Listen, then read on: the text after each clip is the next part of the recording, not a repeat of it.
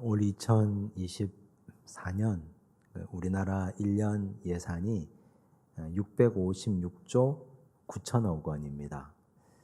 그중에 17조 5,900억은 저출산 문제 해결을 위한 예산입니다.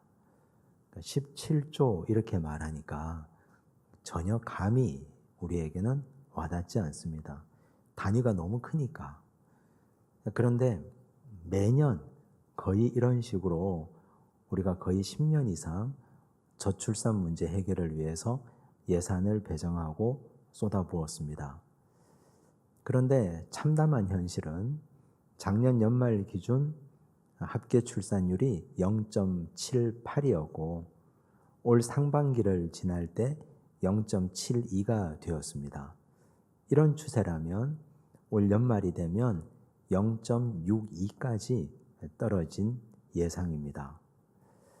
이쯤 되면 우리가 지금까지 예산을 세우고 정책을 입안하고 오랫동안 준비하고 야심차게 계획한 모든 일들이 다 의미가 없었다는 결론으로 귀결됩니다. 열심히 하긴 했는데 돈도 이만큼 갖다 부었는데 결과가 이렇다면 열매가 없지 않습니까? 우리나라가 통계를 잡고 난 이후부터 출산율 추이를 한번 살펴보면 합계 출산율이 가장 높았던 때는 1970년이었습니다. 4.53이었습니다. 가임기 여성이 평생 동안 4명 내지는 5명의 자녀를 낳던 시절이 있었습니다. 그런데 그때는 강력하게 산하 제한 정책을 펼쳤습니다. 그로부터 5년 뒤 1975년도에는 합계 출산율이 3.43 수준으로 떨어집니다. 확실히 효과가 있었습니다. 그로부터 8년 뒤 1983년도에는 2.06으로 떨어집니다. 완벽하게 효과가 있었던 겁니다. 그런데 조금 더 눈여겨 살펴봐야 될 해가 있는데 우리나라가 88년 올림픽을 하기 바로 1년 전 1987년도 합계 출산율입니다. 이때가 1.53이었습니다. 이때 이미 1점대 중반을 찍었습니다. 자, 그렇다면 우리가 지금 이제 와서 저출산 문제를 얘기하는데 사실 저출산 문제는 37년 전부터 시작된 겁니다. 그런데 우리가 언론에서 이 문제를 문제 삼고 지방 소멸이니 도시 소멸이니 하는 이야기를 들어온 지는 불과 채 10년이 되지 않습니다. 그런데 사실 문제는 이미 37년 전부터 시작된 겁니다. 자, 그러면 이 문제를 해결하려면 어떻게 해야 될까요? 37년 전 그 자리로 돌아가서 어디에서 이런 문제가 발생했는지를 제대로 살펴봐야 됩니다. 그 당시 사회, 경제, 문화적인 요인은 어떠했는지, 왜 그런 일이 갑자기 1점대로 떨어지게 되었는지, 이걸 정책의 성공이라고 해야 되는 건지 아니면 과잉 부작용이라고 해야 되는 건지, 비슷한 사례를 겪은 선진국의 사례는 어떠했는지, 어떻게 저점을 찍고 다시 회복하게 되었는지를 제대로 살펴봐야 정답이 나오지 않겠습니까? 그런 과정 없이 그저 돈만 쏟아붓는다고 문제가 해결되는 건 아닐 겁니다. 이게 오늘 우리가 처한 현실입니다. 지난 며칠 전 한 일간지 칼럼에 1991년 제535회 전원일기 내용이 실렸습니다. 1991년 전원일기에 이런 일이 있었습니다. 전원일기의 배경이 되는 양촌리에 명석이라는 노총각이 있었습니다. 얼굴이 생각나는 분들 아마 계실 겁니다. 양촌리에 노총각이 몇 명 있는데 그중에 명석이도 노총각이었습니다. 명석의 어머니는 오매불망 소원이 내 아들 장가 보내는 것입니다. 내가 죽기 전에 며느리를 보는 것이 소원입니다. 중매쟁이를 불렀습니다. 제발 선자리 좀 주선하라고 합니다. 그러자 중매쟁이가 딱하다는 듯이 그 집 세간살이와 살림을 훑어봅니다. 그리고 말합니다. 아궁이부터 고치라고. 누가 요즘 도시 처녀가 이 시골에 와서 쪼그려고 앉아서 밥해 먹겠냐고. 그건 옛날 할머니 말이지. 이 아궁이 불 때 가지고 밥해 먹는 이 집에 누가 시집 오겠습니까? 이걸 최신식 현대식으로 고쳐야 주방을 다 뜯어 고치고 싱크대도 하나 들여놓고 가스레인지도 놓고 그래야 도시 처녀한테 선이라도 한번 얘기해 볼 수 있다고 합니다. 그러자 그 어머니가 생각해 보니 그런 것 같습니다. 없는 살림에 농협 가서 500만 원을 대출받았습니다. 91년도에 500만 원입니다. 그리고 아궁이를 다 뜯어 고쳤습니다. 부엌을 다 고쳤습니다. 현대식으로 바꿨습니다. 신식 주방으로 바꾸고 싱크대도 들여놓습니다. 그리고 나서 다시 선을 봐달라고 부탁합니다. 중매쟁이가 선을 잡아줬습니다. 명석이가 평소에 입어보지도 않던 양복을 빌려서 입고 읍내 다방에 나갔습니다. 아무리 기다려도 약속 시간에 처녀가 나타나지 않았습니다. 바람 맞고 돌아왔습니다. 불같이 화가 난 어머니가 중매쟁이에게 왜 이렇게 되었냐고 따져 물으니까 그 처녀집의 부모님과 언니가 절대로 나가지 못하도록 결사반대했답니다. 혹시라도 착한 딸이 시골 총각 보고 마음이 끌려서 시집 간다고 하면 안 되니까 아예 만나지 못하도록 못 가게 한 겁니다. 시골에 시집 보내지 않겠다고. 이 전원일기가 주는, 작가가 주는 메시지가 있습니다. 부엌 고친다고 해결되는 문제가 아니라는 겁니다. 그 당시 도시와 시골의 소득 격차, 그 당시 사회 구조적인 문제는 부엌 고친다고 해결되는 문제가 아니라는 메시지를 주는 것입니다. 근본적인 문제를 풀어가야지, 사회 구조적인 문제를 풀어야지 시골 총각 결혼 문제를 해결할 수 있다는 메시지를 주고 있습니다. 오늘은 7월의 첫 주일입니다. 맥추감사 주일은 첫 수확, 보리 추수에 대한 하나님께 대한 감사요. 현대적으로는 6개월을 살아온 이후에 하나님 앞에 감사드리는 절기입니다. 동시에 반성하는 시간이기도 합니다. 올 한 해 시작할 때 우리는 이런저런 포부를 가지고 시작했습니다. 하나님 앞에서 이것도 하겠습니다.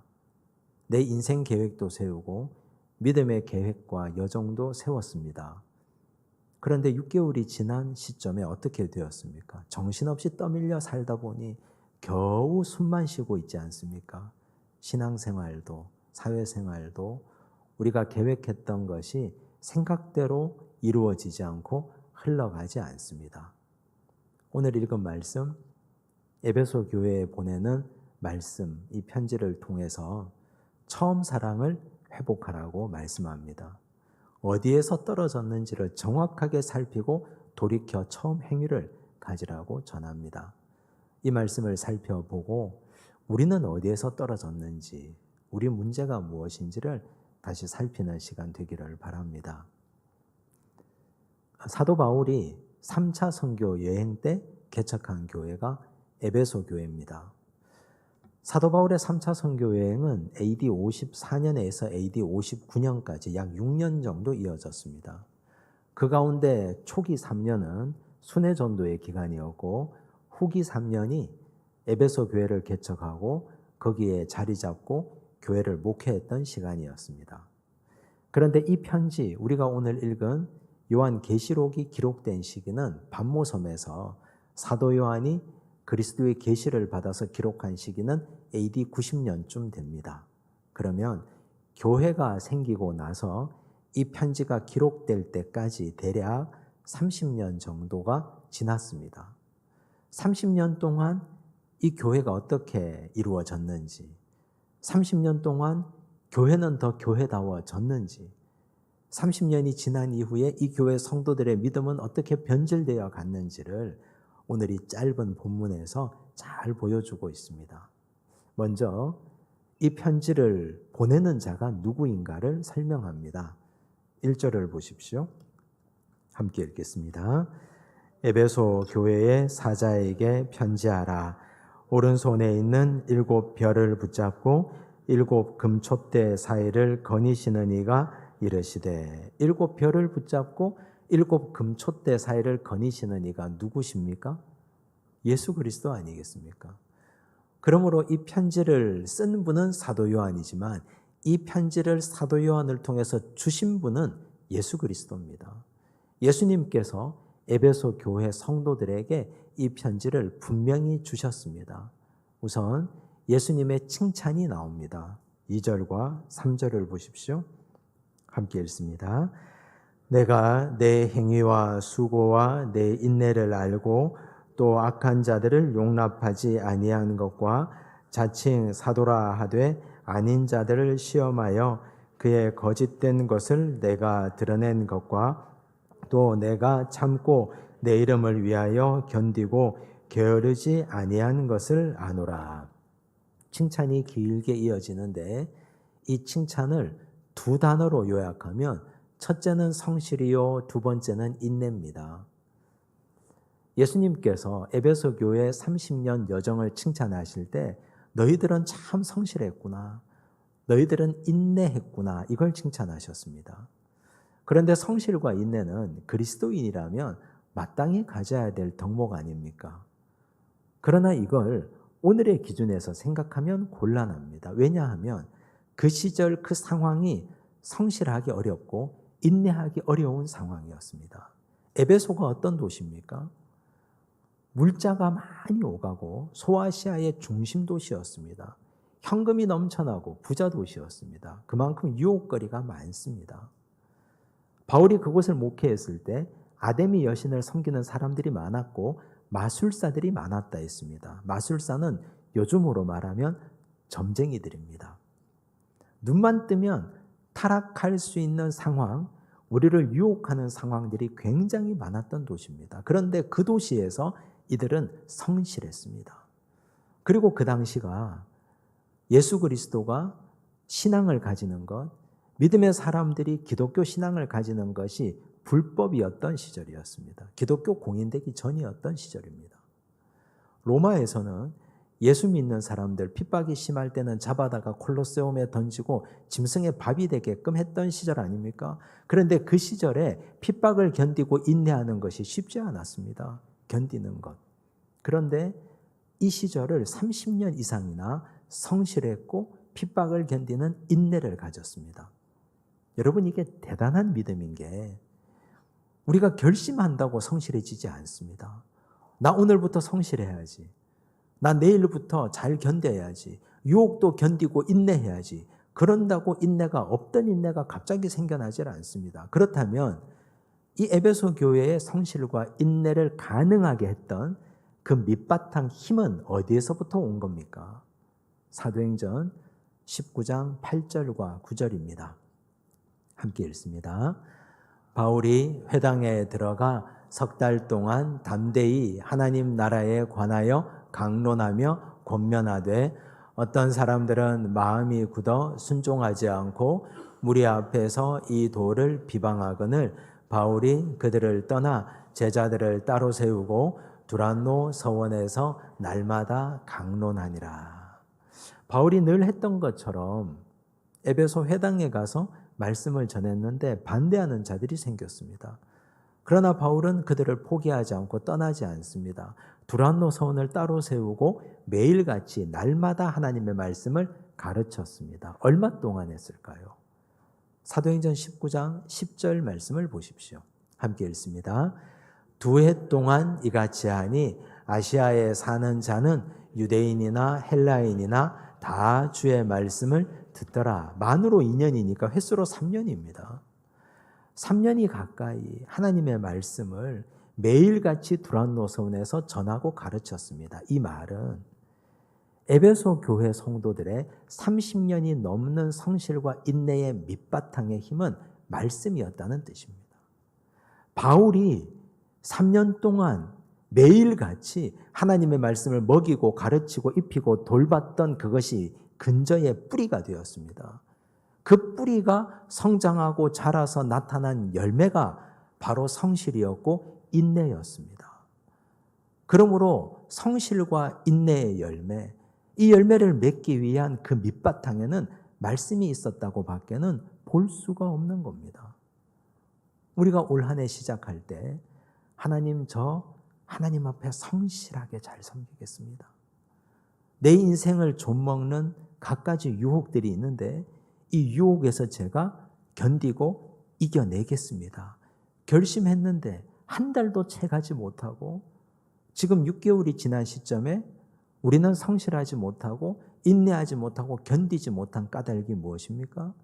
내가 의지가 약해서, 세상에 유혹이 많아서, 바쁜 일이 많아서 모두가 핑계입니다. 그 근본 본질로 들어가 보면 내 속에 말씀이 없었기 때문입니다. 말씀이 없었기 때문에. 하나님의 말씀이 내 속에서 살아서 숨쉬는 능력이 되면 그건 숨길 수가 없습니다. 원래 그 사람의 성품은 성실하지 않았는데 말씀이 그 사람 속에 들어가면 성실하게 될 수밖에 없습니다. 하나님이 성실하시기 때문에. 예수 그리스도가 성실하시기 때문에. 원래 그 사람은 잘 참지 못하고 인내하지 못하는 사람인데 하나님 말씀이 그 사람 속에 있으면 예수 그리스도가 인내이기 때문에 견디고 인내할 수 있게 됩니다. 내가 성실하지 못하다, 잘 견디지 못한다, 그건 말씀이 없다는 것밖에 되지 않습니다. 그럼 말씀 없는 나를 발견하면 당황스럽지 않습니까? 어떻게 해야 됩니까? 이제부터라도 성실하게 일해야지, 계획을 세우고 최선을 다하고 한번 달려가 보자, 결심해 보자 한다고 달라지지 않습니다. 다시 근본으로 돌아가서 말씀을 읽어야 됩니다. 처음부터 시작해야 됩니다. 하나님 말씀을 읽고 암송하고 외우고 성경 공부하고 다시 그 뿌리부터 다시 들어가야 됩니다. 느린 것 같지만, 더딘 것 같지만 이 나이에 내가 무슨 말씀이냐고. 그렇지 않습니다. 만약 지금부터라도 하나님 말씀으로 다시 돌아가지 않는다면 우리는 세상 떠나는 그날까지 계속해서 후회하고 반복할 겁니다. 성실해야지 하고 또 낙심하고, 인내해야지 하고 또 쓰러지는 일을 순간순간 반복할 겁니다. 이 후회가 내 인생의 습관이 되지 않으려면 우리는 말씀으로 돌아가야 됩니다. 말씀 읽고 성경 공부하고 처음부터 다시 시작하고 집을 지어야 됩니다. 그 방법밖에 없습니다. 에베소 교회 성도들 이렇게 30년 동안 경고한 이유는 그 속에 말씀이 있었지 않습니까? 부디 우리 속에 하나님의 진리의 말씀과 능력의 말씀이 살아 숨쉬는 능력이 되셔서 성실과 인내의 열매가 나타나기를 간절히 바랍니다. 책망도 합니다. 4절을 보십시오. 함께 읽습니다. 그러나 너를 책망할 것이 있나니 너의 처음 사랑을 버렸느니라. 여러분, 처음 사랑이 어떤 느낌입니까? 첫 번째 사랑입니까? 시간적으로, 순서적으로? 이 처음이라는 말, 프로토스라는 말을 들여다보면 첫 번째라는 말보다 최상의, 최고의라는 의미가 더 강하게 강조됩니다. 그래서 이 말은 내가 너를 책망할 것이 있나니 너는 최고의 사랑을 버렸느니라. 너는 최상의 사랑을 버렸느니라. 이런 책망입니다. 이게 무슨 의미인가? 사도 바울에게 하나님 말씀을 처음 들을 때 그들이 3년 동안이나 에베소 교회 두란노 서원에서 하나님 말씀을 열심히 듣고 깨달았을 때 그들은 충만했습니다. 그때 그들의 1번은 하나님 말씀이었습니다. 그들은 무슨 일이 있어도 하나님이 그의 인생의 그 당시에는 1번이었습니다. 예수 그리스도가 그 인생의 최고의 우선순위였습니다. 그런데 시간이 지나면서 내가 원하는 것, 내가 먹고 사는 것이 1번이 되고 우선순위가 됩니다. 내 자식이 그 자리를 차지합니다. 우리가 성공하고 돈 버는 것이 그 자리를 차지합니다. 그래서 30년쯤 지나고 나니까 예수님은 끝자락에 있고 보이지도 않습니다. 그 앞에 어마어마하게 많은 다른 것들이 자리 잡고 있어서 겨우 신앙에 숨만 붙어 있는 지경이 되고 말았습니다. 여러분 어떻습니까? 처음 우리가 예수님 믿을 때, 처음 그리스도를 인격적으로 영접했을 때 그때는 하나님이 1번 아니었습니까? 나에게 있어서 최고의 사랑은 하나님이었고 내 인생의 최고의 우선순위는 예수 그리스도였습니다. 그런데 시간이 갈수록 시간이 지날수록 예수님은 내 인생에서 우선순위에서 밀려나기 시작합니다. 다른 것이 그 자리를 차지합니다. 그렇게 해서 여기까지 오고 말았습니다. 똑같이 우리에게도 책망하십니다. 너는 프로토스한 사랑을 버렸다고. 예수 그리스도가 너에게 최고의 사랑이 아닌데 너 그거 버렸다고 책망할 겁니다. 자, 그렇다면 여기서 한 가지 질문을 던져야 됩니다. 예수 그리스도를, 하나님을 최고의 사랑으로 섬기는 방법이 무엇인가? 어떻게 해야 나는 하나님을 최고의 사랑으로 섬길 수 있는가? 구약시대에 성막을 하나님께서 만들라 하시고 성막을 섬기고 이스라엘 백성들 예배를 돕는 지파로 레위 지파를 세우셨습니다. 레위 지파 가운데에도 하나님께서 대제사장직을 임명하셨는데 1대 대제사장, 초대 대제사장이 아론이었습니다. 아론에게는 4명의 아들이 있었습니다. 나답과 아비후와 엘르아살과 이다말. 하나님은 이 4명의 아들 중에 2아들, 첫째 아들 나답과 둘째 아들 아비후에게 아주 중요한 사명을 주셨습니다. 성막 안에 들어가면 성소가 있는데 이 성소에는 항상 불이 켜져 있어야 됩니다. 성소에 있는 불은 성도들의 기도를 상징하는데 이 불이 꺼지면 안 됩니다. 불 관리를 하나님이 나답과 아비후에게 명령하셨습니다. 그런데 불을 가져오는, 불을 채취해 오는 그 불을 가져와야 되는 자리도 하나님이 명령하셨습니다. 성막 밖에 나가면 마당이 있는데 마당에 번제단이 있습니다. 번제단에 불을 가져다가 성막에 불을 밝히라고 말씀하셨습니다. 나답과 아비후는 처음에는 하나님의 말씀대로 그대로 했을 겁니다. 아무 문제가 일어나지 않았으니까. 그런데 시간이 지나면서 이게 귀찮아지기 시작합니다. 그래서 이런 일이 벌어집니다. 레위기 10장 1절과 2절입니다. 함께 읽습니다. 아론의 아들 나답과 아비후가 각기 향로를 가져다가 여호와께서 명령하시지 아니하신 다른 불을 담아 여호와 앞에 분향하였더니 불이 여호와 앞에서 나와 그들을 삼키매 그들이 여호와 앞에서 죽은지라. 여호와께서 명령하시지 아니하신 다른 불을 담아 분향했다 했습니다. 번제단은 짐승을 태워드리는 제단 아닙니까? 짐승을 태우면 기름이 떨어집니다. 불 위로. 그 기름은 냄새도 납니다. 거기에서 깨끗한 불을 채취하기가 어렵고 불편합니다. 처음에는 하나님 말씀하신 그대로 했습니다.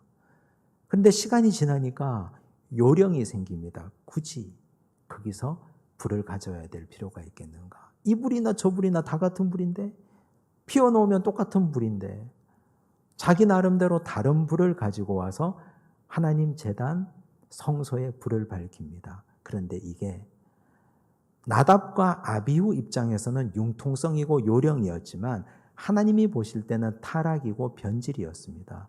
죽을 만큼 큰 죄였습니다. 죽을 만큼. 그래서 하나님을 향한 프로토스한 사랑, 최고의 사랑을 드린다는 의미는 말씀하신 그대로 산다는 뜻입니다. 말씀하신 그대로 사는 것. 1.1획도 변개하지 않고 나 나름대로 융통성을 발휘하고 나 나름대로 자기 생각과 자기 경험을 거기에다가 덧붙여서 버무려서 사는 것 말고 기록된 하나님의 말씀을 그대로 가지고 살아가는 것. 이것이 프로토스한 최고의 사랑입니다. 왜 그렇습니까? 하나님이 곧 말씀이기 때문에. 태초에 하나님이 천지를 창조하시고 말씀으로 창조하셨지 않습니까? 요한복음 1장 1절을 보면 태초에 말씀이 계시니라. 그 말씀이 곧 하나님이시고 그 말씀이 곧 하나님과 함께 계셨다 했습니다. 그 말씀이 곧 예수 그리스도이시고 예수 그리스도가 로고스이신 말씀 아닙니까? 하나님이 말씀이고 예수 그리스도가 말씀입니다. 말씀의 다른 이름이 곧 아들 성자 예수 그리스도입니다. 그래서 우리가 예수님을, 그 아버지 하나님을 최고로 사랑한다는 뜻은 그분이 하신 말씀 그대로 살아간다는 뜻입니다. 여러분, 우리가 신앙생활하면서 처음에 예수 그리스도를 인격적으로 영접했을 때는 두려움도 있고 떨림도 있습니다. 그래서 하나님 말씀을 그대로 행하고 그대로 지키려고 애쓰고 노력합니다. 신앙생활을 하다 보면 상황이 생깁니다. 여러 가지 문제가 생기고 내 인생의 갖가지 문제들이 거기에 끼어들기 시작합니다. 그러면서 타협하고 그러면서 융통성이 생깁니다. 그래서 하나님의 말씀이 아닌 다른 부를 가져다가 분향합니다. 구약시대 그건 죽을 만큼 큰 죄였습니다. 변질이고 타락이었기 때문에. 여러분, 오늘 우리 인생 하나님 앞에 최고의 사랑을 드리지 못하는 것 살펴야 됩니다. 그거 다시 돌아봐야 됩니다.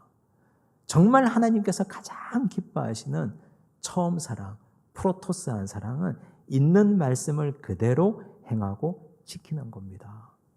자기 나름대로 판단하고 적용하고 자기 나름대로 결정하고 버무리지 말고 있는 그대로 행동하는 것입니다.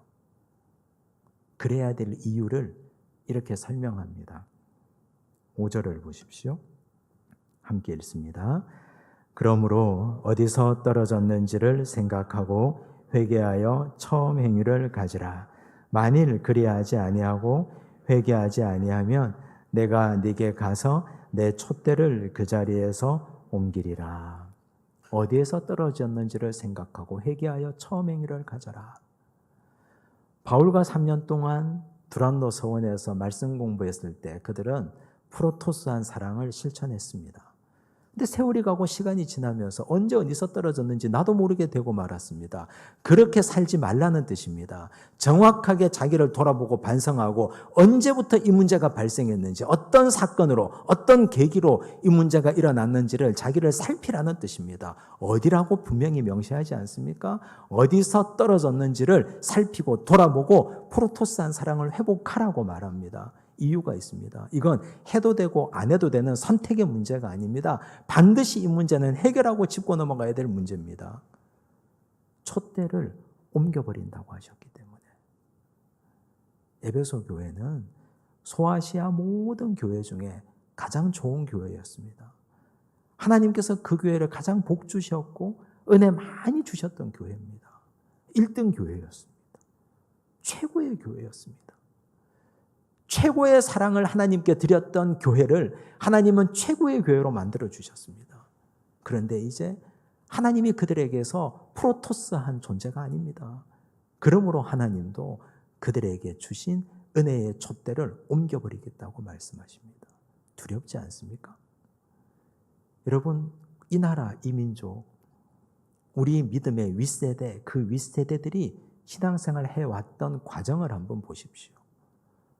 우리 부모 세대는, 우리 선조들 세대는 하나님의 말씀을 있는 그대로 지켰습니다. 목숨 걸고 지켰습니다. 있는 그대로.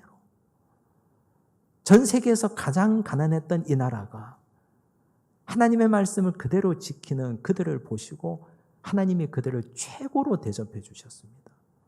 은혜 주시고 복을 주셨습니다. 이만큼 잘 살고 이만큼 부강하게 되었습니다. 우리 각 가정도 그렇습니다. 예수 믿은 우리 가정. 그런데 우리가 하나님을 프로토스한 사랑으로 섬기지 않으면 촛대를 옮긴다고 하지 않습니까? 상상도 할 수 없는 일이 벌어질지도 모릅니다. 두렵습니다. 여러분, 이제 올 한 해 후반전을 시작하기 전에 우리 인생 그 다음 넘어가기 전에 어디서 떨어졌는지를 분명히 돌아보시고 하나님 말씀대로 살아가고 행할 수 있기를 바랍니다. 하나님을 최고의 사랑으로 섬기고 하나님을 잘 모시는 믿음의 백성들이 되셔서 우리에게 주신 촛대가 옮겨지지 않고 그 자리 그대로 지켜지는 은혜가 우리 각 가정과 교회와 이 나라에 있기를 바랍니다. 기도하겠습니다. 하나님 아버지, 성실과 인내라는 열매는 말씀이 뿌리가 있어야 함을 깨닫습니다. 주여, 우리가 성실하지 못했고 인내하지 못했던 것은 우리의 의지가 모자라서가 아니라 환경도 문제가 아니라 말씀이 없어서였습니다. 주여, 다시 말씀으로 돌아갑니다. 말씀을 읽겠습니다. 성경을 공부하겠습니다. 말씀이 우리 삶에 살아 숨쉬는 피와 살이 되게 하시고 능력되기 원하오니 말씀 앞에 다시 세워 주시옵소서. 주여, 우리가 하나님을 프로토스한 최고의 사랑으로 섬기기 원합니다. 하나님을 우선순위가 아닌 그 다음으로 두는 미련한 자 되지 않게 하여 주시고, 언제부터 어디서부터 그렇게 되었는지 다시 우리를 살피고 회개하고 돌이켜서 다시 하나님을 최고의 사랑으로 모시겠습니다. 주여, 촛대를 옮기지 마옵소서. 주여, 우리를 긍휼히 여겨 주시옵소서. 하나님의 은혜로 결단하고 다짐하고 나아가는 주의 백성들에게 다시 한번 기회를 허락하여 주옵소서. 모든 말씀 예수님 이름으로 기도드리옵나이다. 아멘.